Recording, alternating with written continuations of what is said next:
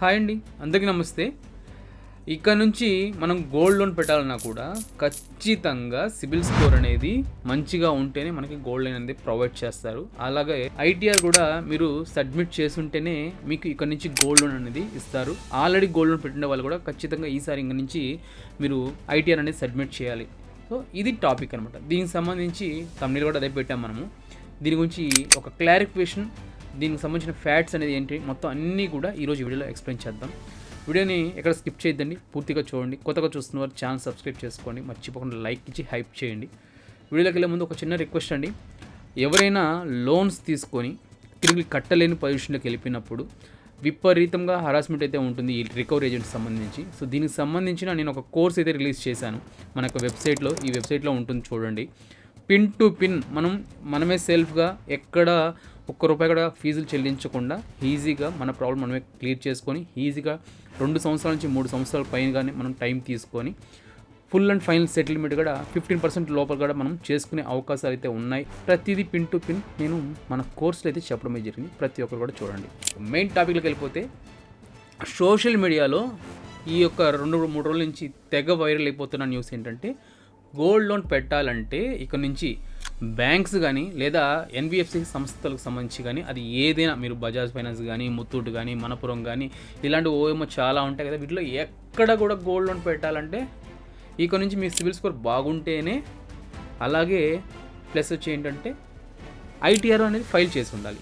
ఈ 2 ఉంటేనే మీకు గోల్డ్ లోన్ ఇస్తారు అని చెప్పేసి అయితే సర్క్యులేట్ అయితే అవుతుంది. ఇది పూర్తిగా అవాస్తవమా అంటే సగం అవాస్తవం, సగం నిజం.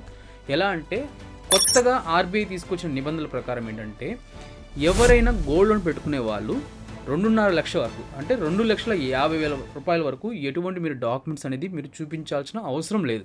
సో గోల్డ్ లోన్ అనేది తీసుకోవచ్చు. అది బ్యాంక్స్తో తీసుకుంటారా, లేదా చెప్పాం కదా ఎన్బిఎఫ్సి అంటే బజాజ్ కానీ, లేదంటే మనపురం కానీ, ముత్తూట్ కానీ, ఇలాంటి లోకల్ ఏదైనా కూడా సంస్థలకు సంబంధించి వీటిల్లో మీరు తీసుకోవాలంటే 2.5 లక్షల వరకు తీసుకోవాల్సిన, ఎటువంటి డాక్యుమెంట్స్ ప్రొవైడ్ చేయాల్సిన అవసరం లేదు. కేవలం మీకు KYC documents, Aadhaar, pan card, KYC documents సంబంధించి అవి వాళ్ళు ఏవైతే అడుగుతారో అవి ప్రొవైడ్ చేస్తే సరిపోతుంది. అంతేకాని దీనికి ఐటీఆర్తో సంబంధం లేదు, దీనికి మీ సిబిల్తో సంబంధం లేదు. అసలు గోల్డ్ లోన్కి సిబిల్తోనే సంబంధం లేదు. సో ఎక్కువ ఏంటంటే అందరూ సిబిల్ అని చెప్పేసి పెట్టేస్తున్నారు.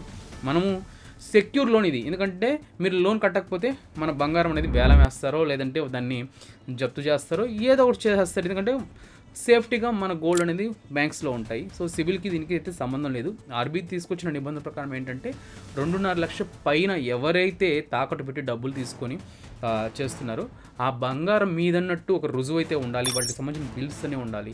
ఈ యొక్క విషయంలో కూడా కొంచెం ఇబ్బందే. ఎందుకంటే పాతకాలంలో మనం అమ్మమ్మలు, నానమ్మల దగ్గర నుంచి వచ్చిన బంగారం ఉంటుంది, మన అమ్మలు ఎప్పుడో తీసుకున్న బంగారం ఉంటుంది. మిడిల్ క్లాస్ వాళ్ళు అయితే అప్పుడప్పుడు కొంచెం తీసుకున్న బంగారం ఉంటుంది. అది మొత్తం కలిపి ఇప్పుడు ఎంత ఉండొచ్చు. వీటికి బిల్లులు తేవాలంటే చాలా కష్టమే. సో అదొకటి. నెక్స్ట్ ఏంటంటే, 2.5 లక్షల పైన మీరు ఎప్పుడైతే గోల్డ్ లోన్ పెడతారో అప్పుడు అలాంటి వారికి మీరు ఐటీలో చూపించాల్సి ఉంటుంది, ఐటీ ఫైల్ అయితే చేయాల్సి ఉంటుంది.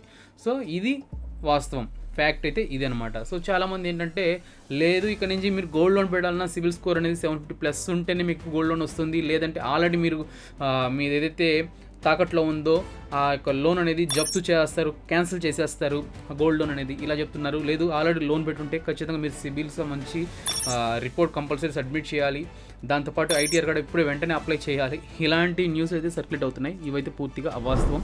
సో వాస్తవం ఏంటంటే, ఆర్బీఐకి సంబంధించిన రూల్స్ ప్రకారం 2.5 లక్షల లోపల ఎటువంటి డాక్యుమెంట్స్ మనం ప్రొవైడ్ చేయాల్సిన అవసరం లేదు. కేవైసీ డాక్యుమెంట్స్ సబ్మిట్ చేస్తే సరిపోతుంది. ఐటీఆర్ చూసుకుంటే అబౌట్ 2.5 lakhs దాటిన లోన్స్ ఏదైతే ఉందో వాళ్ళకైతే సబ్మిట్ చేయాల్సి అయితే ఉంటుందని చెప్పేసి ఆర్బీఐ అయితే క్లియర్గా చెప్పడం అయితే జరిగింది. ఓకేనా? సో ఇదండి ఇన్ఫర్మేషన్ అయితే. వీడియో నచ్చితే లైక్ చేయండి, కొత్తగా చూస్తున్న వాళ్ళు ఛానల్ అయితే సబ్స్క్రైబ్ చేసుకోండి. ఇంకా ఏదైనా డౌట్స్ ఉన్నా కింద కామెంట్ సెక్షన్ తెలియజేయండి, ఖచ్చితంగా తెలియజేస్తారు.